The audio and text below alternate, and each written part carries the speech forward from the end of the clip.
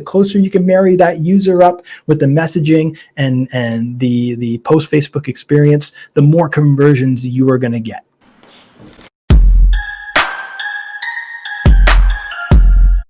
How to generate these quality leads using Facebook. Okay, now today's episode, we're talking about getting leads without disrupting a user's Facebook experience.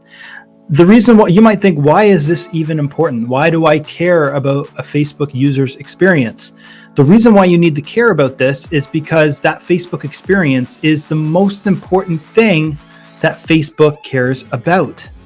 Because at the end of the day, if there are no people going to the platform, there's going to be no marketers and there's going to be no attention, meaning no money for Facebook.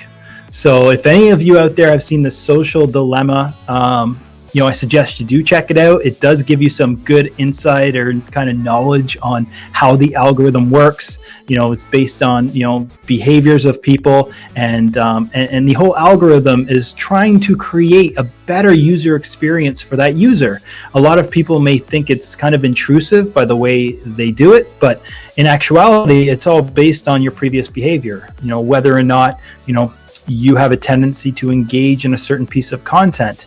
Well, Facebook's going to present you with certain things, certain pages are going to be in your face. So if you look at, what I suggest you do is get the phone or Facebook, look at the Facebook profile or account under somebody else's name. It could be your spouse, your sibling, whoever. Just look at their Facebook experience and compare it to yours. The advertisements that are in front of them are very different than the advertisements that are in front of you.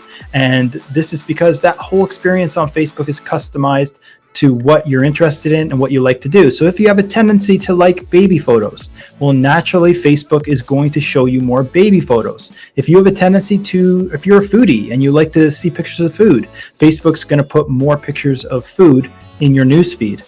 And for a lot of you out there, it's probably travel related articles, travel related influencers, all that type of stuff is probably populating your feed. So understanding that and being cognizant of that is going to be super important when you go to create those posts and creatives for your own social media ads. Content personalization is a strategy that relies on visitor data to deliver relevant content based on audience interest and motivations. Okay, so this is such an important part to the whole lead generation, to the Facebook ad process, because the closer you can marry up that image to that person that is seeing it, then the better results you're going to get. I always try to say this: if you have an opportunity to niche down, you got to niche down, because the content personalization is such an important aspect. That ad needs to matter to that person seeing it. Okay, if you're trying to sell, like me, I'm a Toronto Maple Leafs fan, I like hockey. If you're trying to promote me or promote Montreal Canadiens apparel, to me, it's not going to matter very much because it seems very general.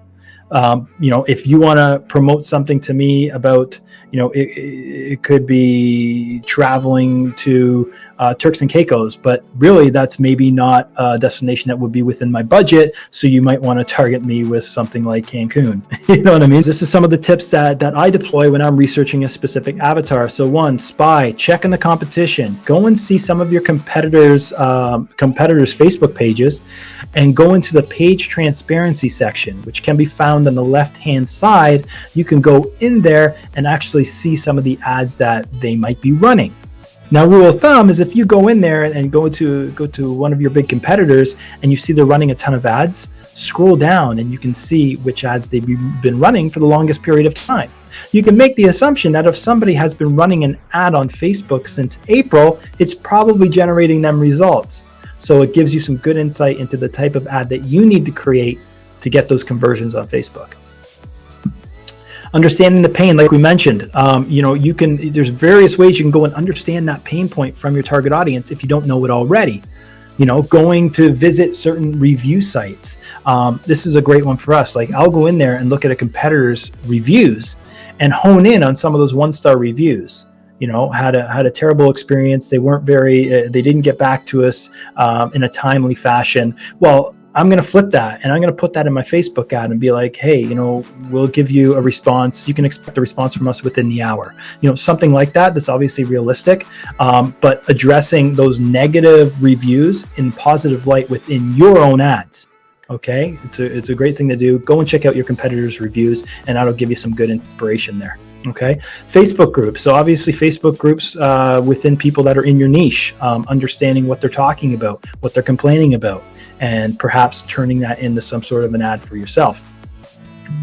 Forums is a great one as well. Any sort of forums out there relating to your target audience, super important. Now, when I say target audience, it's like we'll get into that a little bit later on, but it's so important to kind of select a few avatars when you start to run your ads. Okay.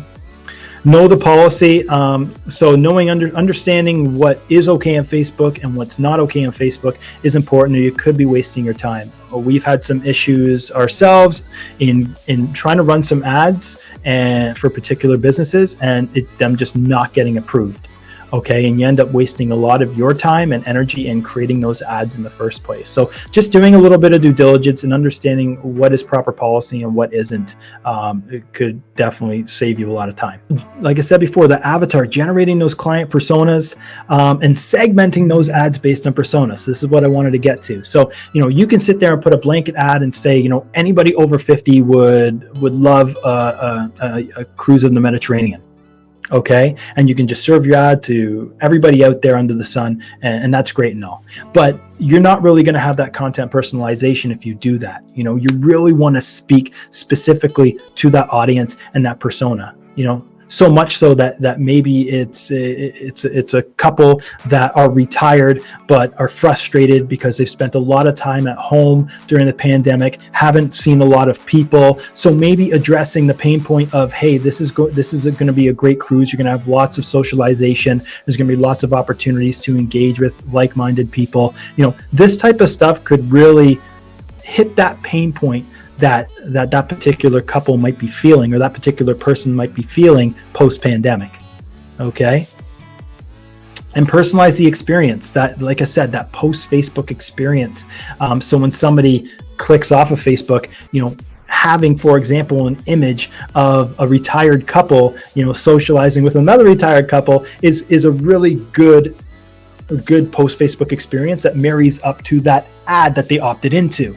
So if you run an ad, click here to learn more, boom, that website should have something that reflects or matters or resonates with that person that is seeing it.